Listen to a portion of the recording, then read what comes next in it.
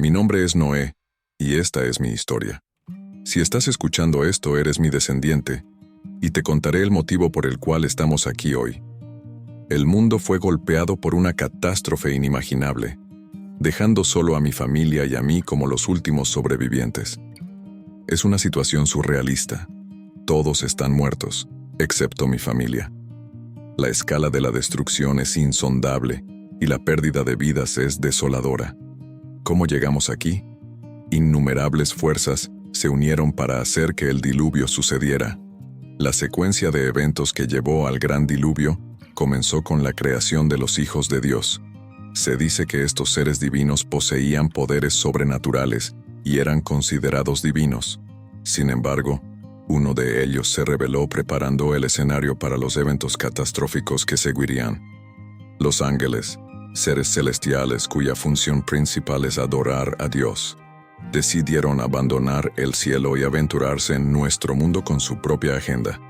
Esto inició una cadena de eventos que culminó en la maldición de Adán y Eva, quienes fueron expulsados del jardín del Edén. A lo largo de las generaciones, la humanidad creció y se dividió en dos caminos: la estirpe de Caín y la estirpe de Set. A pesar de la longevidad y la sabiduría de estos primeros pueblos, no estaban exentos de problemas como celos, ira y violencia. Sin embargo, hubo un hombre excepcional en mi familia, Enoc, quien nunca murió y tenía la capacidad de profetizar eventos futuros con precisión. Su fe era tan fuerte que se convirtió en un canal para el poder de Dios. Ahora, en mi época, la tierra está plagada de maldad. Los Nefilim, seres especiales y poderosos, corrompen aún más el mundo. Eran admirados, temidos e incluso adorados, alejando a la gente del verdadero Dios. Estamos en un mundo caótico, donde la maldad del hombre es grande y la tierra está llena de pecado y corrupción moral. La sociedad se caracteriza por una mentalidad de sálvese quien pueda. Así es como llegamos a este punto.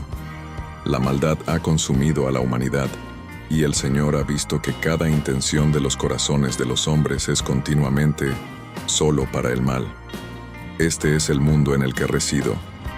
Un mundo de gigantes y nefilim. Un mundo de maldad. Y ahora, el destino de la humanidad pende de un hilo, mientras nos enfrentamos a las consecuencias de nuestros actos. La sociedad se había sumido en la malevolencia y el egoísmo. Las familias, en lugar de ser refugios de amor, eran campos de batalla de traición y engaño. Los vecinos no se ayudaban, sino que se aprovechaban unos de otros. Los gobiernos no buscaban justicia, sino que perpetuaban la opresión de los débiles por los poderosos. Dios, contemplando esta decadencia espiritual y moral, sintió una profunda tristeza. La humanidad, joya de su creación, había perdido el rumbo. En vez de vivir en armonía, estaban consumidos por la violencia y el engaño. La maldad del hombre era tal que Dios decidió destruirlo junto con la tierra, pero encontré gracia a sus ojos. Mi vida destacaba en medio de la corrupción. Yo, Noé, caminaba en los senderos del Señor, junto con mi familia compuesta por Sem, Cam y Jafet. A pesar de la depravación reinante, Dios me consideraba justo. La tierra estaba plagada de violencia y corrupción, y Dios planeaba destruirla. Pero en medio del juicio inminente, Dios me reveló su plan para salvar a mi familia y a mí: construir un arca. El arca, de dimensiones colosales, debía albergar a todos los animales y proveerles sustento. Dios me dio instrucciones detalladas sobre su construcción, incluyendo el uso de brea para impermeabilizarla y asegurar su durabilidad. El arca sería un testimonio del juicio pasado y una advertencia para el futuro. Con determinación, me dispuse a cumplir con esta monumental tarea, confiando en la gracia divina para guiar mi camino en medio de la oscuridad que envolvía al mundo. El arca que construí siguiendo las instrucciones divinas no era realmente un barco en el sentido tradicional, sino más bien una barcaza bien ventilada, destinada solo a flotar y no a navegar hacia ningún destino. Después de todo, un arca es un baúl, no un barco. Su forma era como la de una caja masiva, con una abertura en la parte superior para la luz y la ventilación, y una ventana en la parte superior para ofrecer una vista del mundo exterior. A medida que me sumergía en la construcción de esta colosal embarcación, me asaltaban las preguntas sobre su propósito. Dios simplemente me instruyó a construir la barcaza y me advirtió del juicio que se avecinaba sobre la tierra. Sin embargo, en ese momento, no entendía completamente el significado de esta tarea monumental.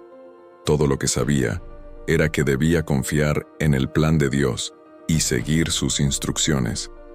En el pasado, recibí un mensaje divino del Señor que decía: debes hacerla.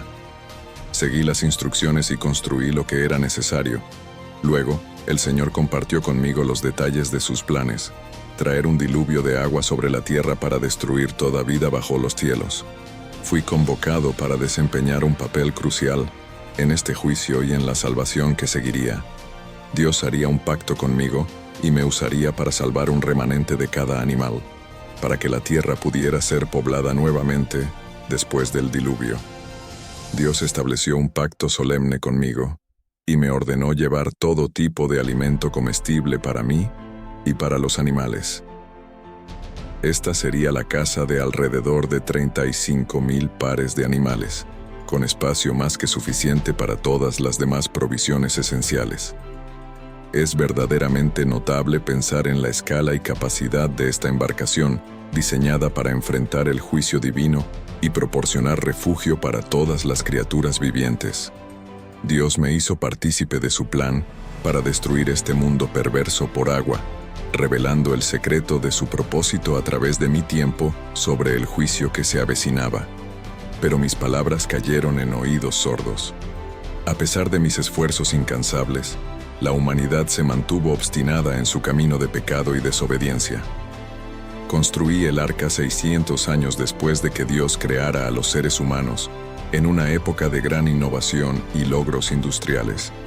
A medida que las expectativas de vida se acercaban a los 1000 años, la sociedad había alcanzado un alto nivel de desarrollo tecnológico. Sin embargo, mi tarea de construir el arca fue desalentadora y desafiante, enfrentando críticas y burlas de quienes me rodeaban. A pesar de los obstáculos y peligros, trabajé en el proyecto durante décadas, firme en mi fe y confianza en Dios. Sabía que mi deber era obedecer a Dios y seguir sus instrucciones, incluso cuando el mundo me ridiculizaba. Cuando finalmente completé el arca, el día del juicio llegó. Dios me llamó a entrar en el arca junto con mi familia, ya que me había visto como justo y fiel en medio de una generación corrompida.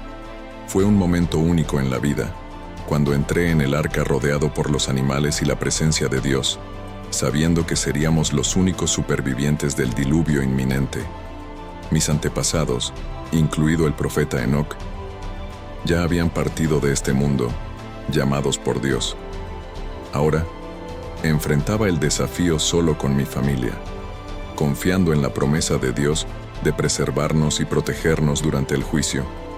A medida que las aguas del diluvio cubrían la tierra y toda vida fuera del arca perecía, sentí la presencia y el cuidado de Dios a mi alrededor.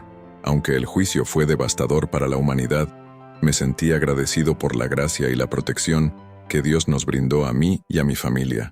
El arca se convirtió en nuestro refugio durante los 40 días y 40 noches de lluvia, y finalmente nos llevó a un nuevo comienzo en una tierra purificada por el juicio divino.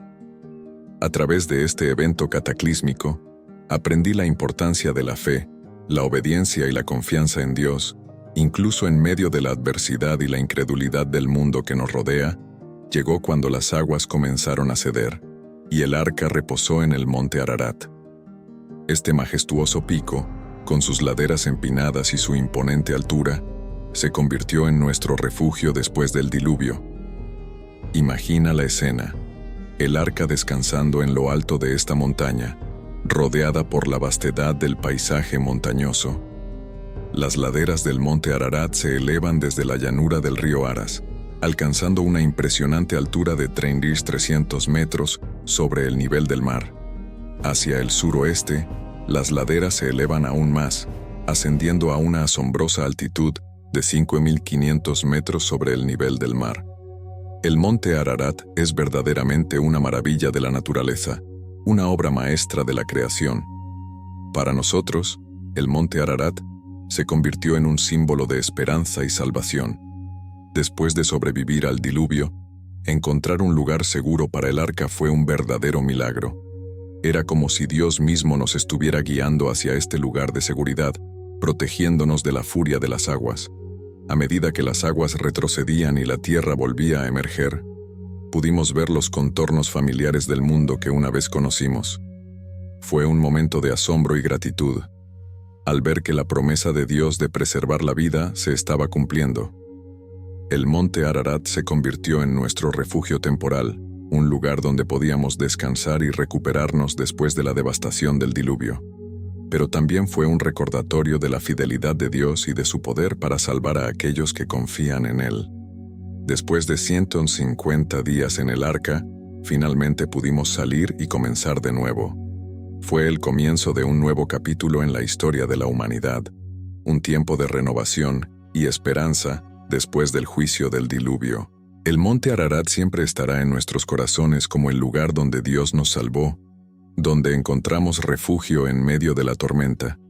Es un recordatorio de que, incluso en los momentos más oscuros, Dios está con nosotros, guiándonos y protegiéndonos.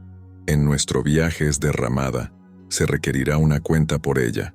Cada vida es preciosa a los ojos de Dios, ya sea la de un animal o la de un ser humano.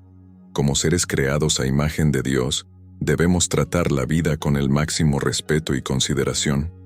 Después de salir del arca y recibir las bendiciones de Dios, comencé a establecer una nueva vida en la tierra renovada. Con mi familia a mi lado, nos embarcamos en el emocionante viaje de repoblar y dominar la tierra, siguiendo fielmente los mandatos divinos. El temor y el terror que Dios puso sobre todas las criaturas de la tierra sirvieron como recordatorio de la autoridad que teníamos como seres humanos sobre la creación.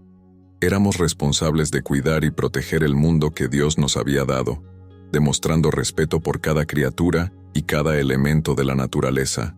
Como señal de agradecimiento por las bendiciones recibidas y como muestra de reverencia hacia Dios, construí un altar magnífico y ofrecí sacrificios quemados de los animales más puros y finos. Este acto de adoración y devoción fue una expresión de mi gratitud y reconocimiento por la gracia de Dios en mi vida.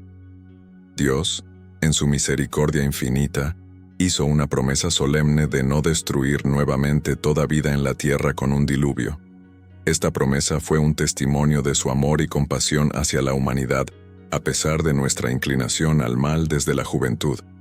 El mundo que emergió del arca era un lugar diferente al que había conocido antes, pero también era un lugar lleno de esperanza y posibilidades. Con un nuevo mandato de Dios y una renovada alianza con la humanidad, nos embarcamos en una nueva era de crecimiento, multiplicación y dominio sobre la tierra. La sangre, símbolo de vida, debía ser tratada con el mayor respeto y reverencia.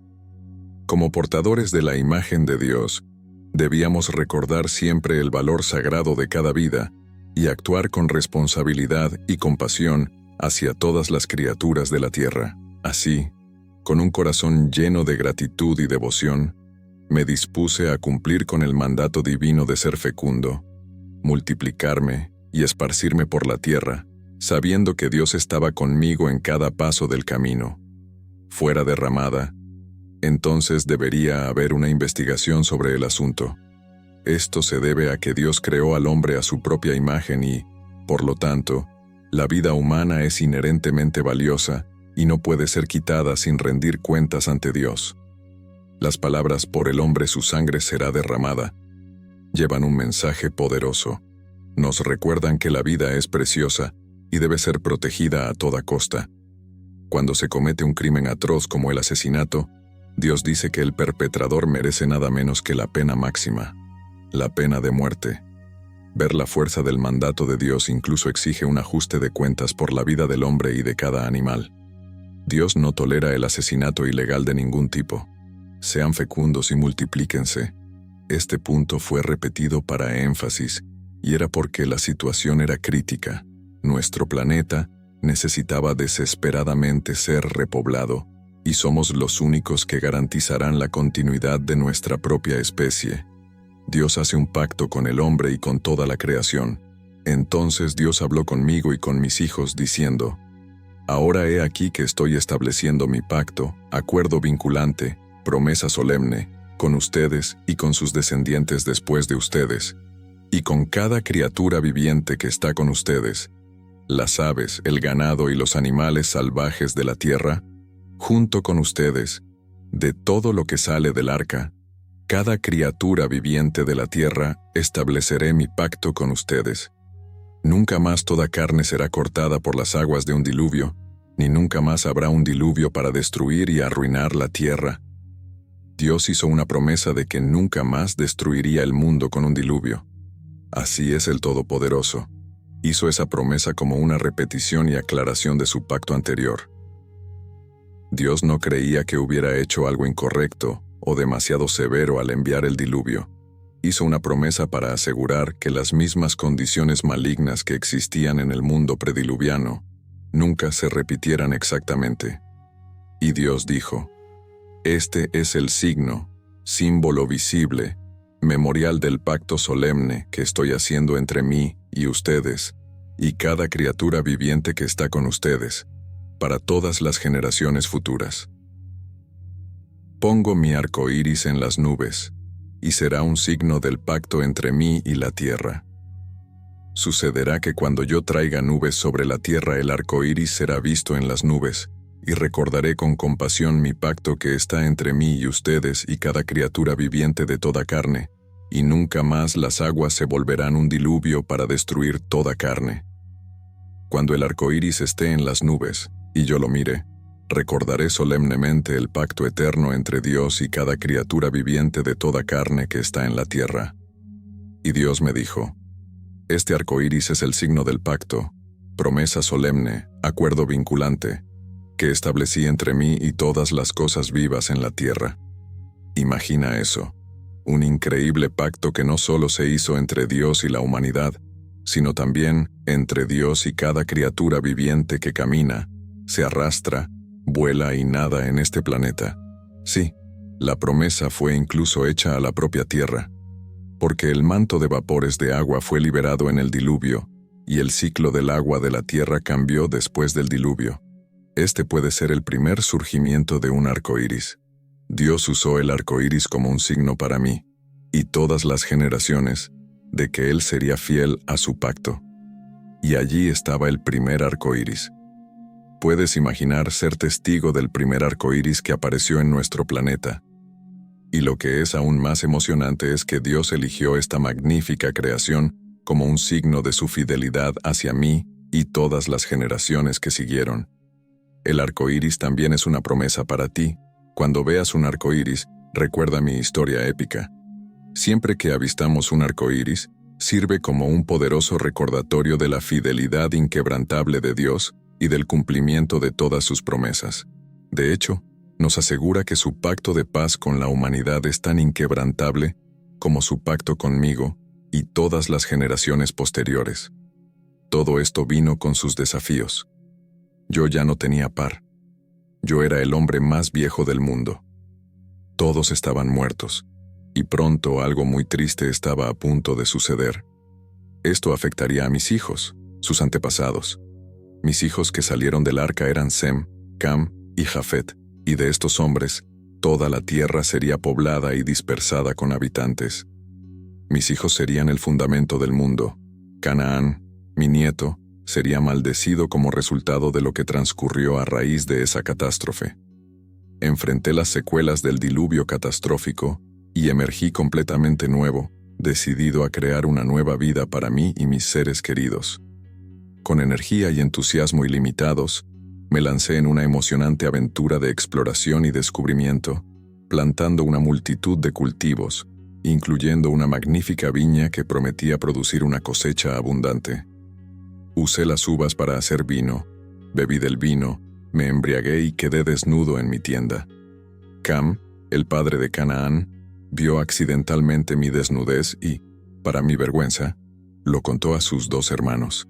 Entonces Sem y Jafet tomaron una manta, la pusieron sobre ambos hombros y caminaron hacia atrás para cubrir mi desnudez. Sus rostros estaban vueltos para no ver la desnudez de su padre.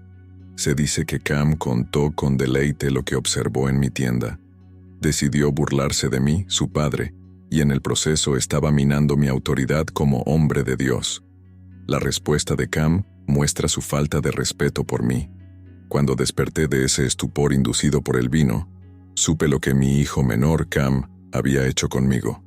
Entonces dije: «Maldito sea Canaán, hijo de Cam, siervo de siervos será para sus hermanos». También dije: «Bendito sea el Señor, el Dios de Sem, y que Canaán sea su siervo, que Dios amplíe a Jafet, y que habite en las tiendas de Sem, y que Canaán sea su siervo». El juicio de esto fue bastante severo. Canaán viviría en servidumbre a Sem. Sin embargo, eso no fue el fin del mal en el mundo. Tras años de poblar la tierra, nació un hombre llamado Nimrod, y eso cambió todo lo que entendíamos. Nimrod nació en un mundo nuevo, recientemente recreado por Dios. Después de que su juicio dejara el viejo mundo desprovisto de gran parte de la vida humana y animal, Nimrod fundó dos de los imperios más poderosos de la historia. Las acciones de Nimrod llevaron a muchas personas lejos de Dios. La voluntad de Dios para mí y mis descendientes era poblar la tierra, pero como un pueblo reunido en la llanura de Sinar, no tenían interés en alcanzar el mundo para establecerse en él. No tenían interés en cuidar del mundo que Dios había majestuosamente colocado ante ellos. En cambio, se rebelaron. En esta declaración, podemos ver que la voluntad de las personas era opuesta a la voluntad de Dios. Esto no debe sorprendernos, ya que la humanidad siempre se opondrá a la voluntad de Dios para ellos, excepto por la gracia salvadora a través de la fe en Jesucristo. Sin embargo, la Escritura enseña claramente que la voluntad del Señor siempre triunfa, y Él no se ve afectado por los esfuerzos de la humanidad para desafiarla. Sin embargo, sus intentos fueron frustrados por el Señor. No fue difícil para el Señor detener el progreso de la Torre de Babel. El Señor dispersó a las personas toda la de la tierra y les hizo dejar de construir la ciudad, porque el Señor confundió el lenguaje de todo el mundo. Imagina lo asombroso que debió haber sido para las personas. Qué sorprendidas debieron haber estado cuando Dios apareció y mezcló sus lenguas. Para Dios fue una cosa simple. Su voluntad y sus planes no pueden ser detenidos. Tras 3 siglos desde el gran diluvio, mi tiempo en este mundo está llegando a un fin emocionante. Todo esto dicho, ¿quién soy yo en la práctica? Soy un ejemplo de una vida de fe. Por fe advertí sobre cosas aún no vistas con santo temor. Construí un arca para salvar a mi familia. Por fe condené esta estirpe piadosa de Set, de la cual se dice que en ese tiempo, los hombres comenzaron a invocar el nombre del Señor. Yo era el resultado de la obediencia y fidelidad generacional a Dios. En otras palabras, ser correcto con Dios, ser correcto con los demás, y tener una relación reverente y adoradora con Dios. He aquí que el Señor Todopoderoso tiene el poder de librar a los justos de todo tipo de pruebas y tribulaciones, y al reflexionar sobre mi vida es un recordatorio marcado de que el pecado no quedará impune. El día del ajuste de cuentas se acerca rápidamente. Mi nombre es Noé, y esta es mi historia.